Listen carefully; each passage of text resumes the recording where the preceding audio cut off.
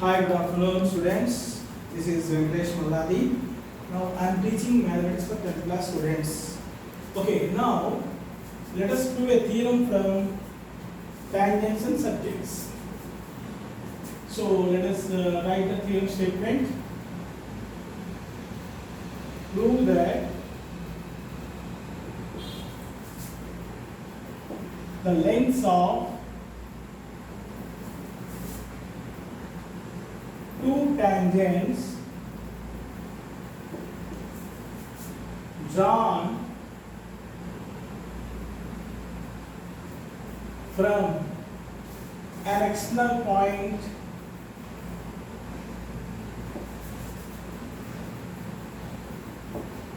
onto a circle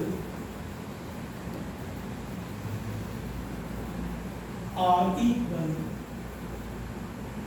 That is a statement. Prove that the lengths of two tangents drawn from an external point onto a circle are equal.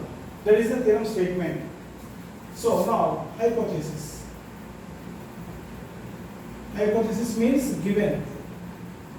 So according to the statement of the theorem, we can draw the figure. So a circle is there. Draw a circle. Let us suppose the center of the circle be some O, and what is required next? External point. So take a point out of the circle, name it as some P. Next, tangents, two tangents. So there are two tangents drawn from this point P onto circle. So draw two tangents like this, and one more tangent this side. So this tangent, where this tangent is touching the circle, that is called point of contact, you know. Let it be PA, here point of contact, let it be B. So PA is the tangent here, PB is tangent here. Now join OB, OA and OB. So hypothesis is circle, tangents, external point. This is hypothesis, given thing. A circle, external point. What is that? P. Two tangents.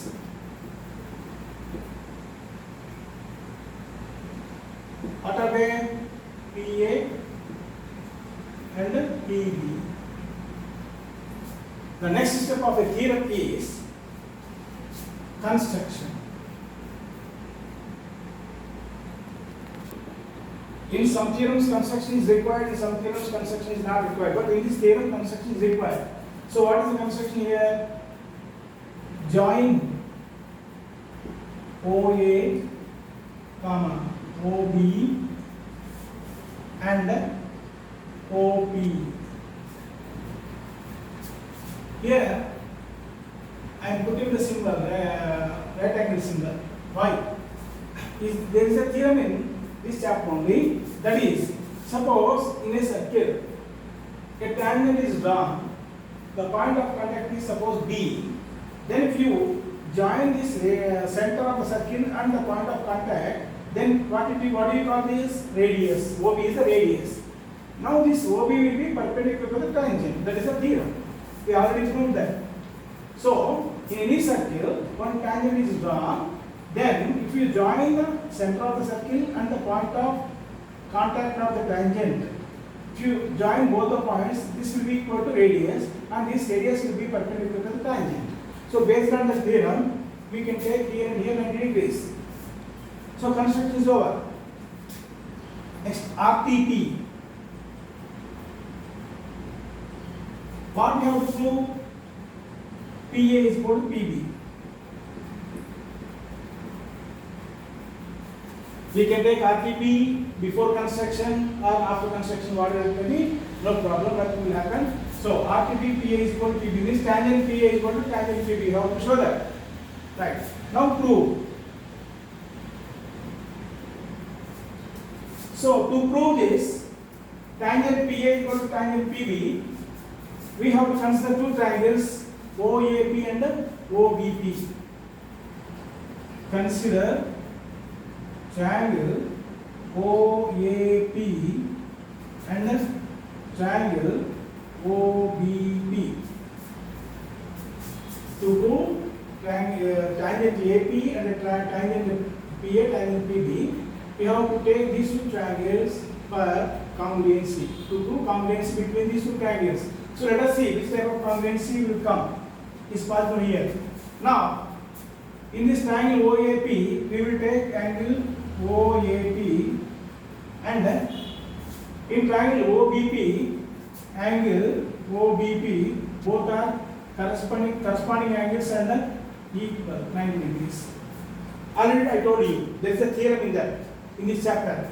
So according to the theorem, these two angles are 90 degrees and these two angles are corresponding angles in these two triangles. Okay. Next one. OP is the common side. OP is the common side for both the triangles. Now, but OP is not only common side here. This OP is the common hypotenuse to the two triangles, because in a rectangular triangle, the side opposite to 90 degrees is called hypotenuse, and which is the longest side of the triangle. So in this triangle OAP, OP is opposite to 90 degrees. In this triangle OVP, OP is opposite to 90 degrees, and this is common for both the two triangles. That is why this is called common side and also common hypotenuse.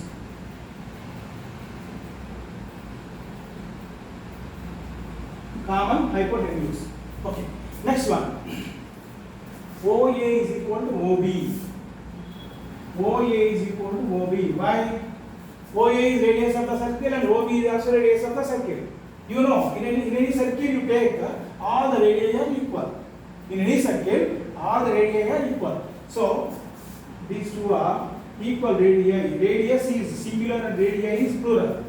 So, in these two triangles, OA and OB are corresponding sides, and as well as radii of the circle, that is why these two sides are also equal. OA is equal to OB. So, then what happened? Right angle, hypotenuse, and side. So, therefore, by RHS, right angle, hypotenuse, side, RHS congruency of triangles, RHS congruency of triangles,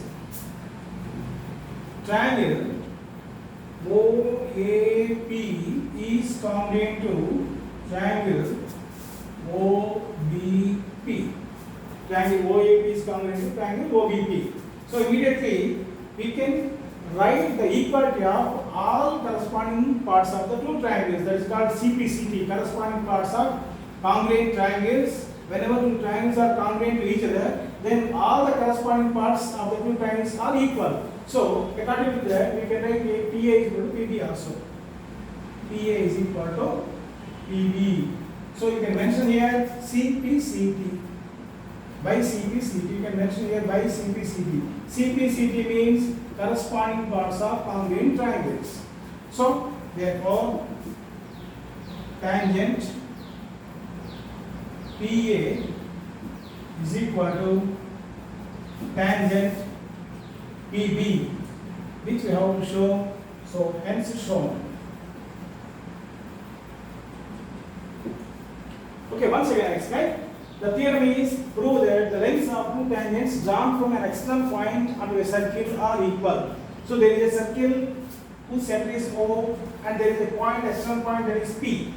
So from this P, two tangents drawn onto the circle, that is PA and PB. Here A is the point of contact and B is the point of contact there. Next one. So this is the hypothesis. Next one, construction. So before doing construction, we can take the RTB means required to prove. So in this, according to the theorem, what we have to prove means tangent PA is equal to tangent PB. We have to show PA is equal to PB. So for that, some construction is needed. What does that means? We have to join OA, OB and OB. Because to prove this theorem, we have to divide the total whole figure into two triangles like OAP and OBP. That's why we have constructed OA, OB and OA, OB and OP. Okay, it's over. Now prove. So to prove the theorem, we are choosing the method of congruency. So for that we are considering two triangles OAP and OBP. These two triangles are considering. And here these two are right angles. How these two are right angles means already one theorem is there in circles. So the point of contact, the line segment which joins the point of contact of a tangent and the center of the circle, which is called radius, that will be perpendicular to the tangent. Here also same rule.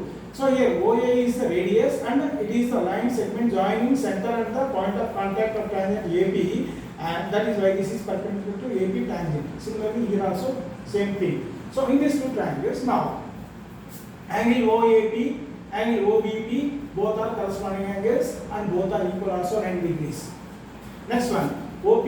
OP is the common side for two triangles OAP and OBP. So OP is equal to OP and common hypotenuse also. I already told you in any right angle triangle, the side which is opposite to 90 degrees is called hypotenuse.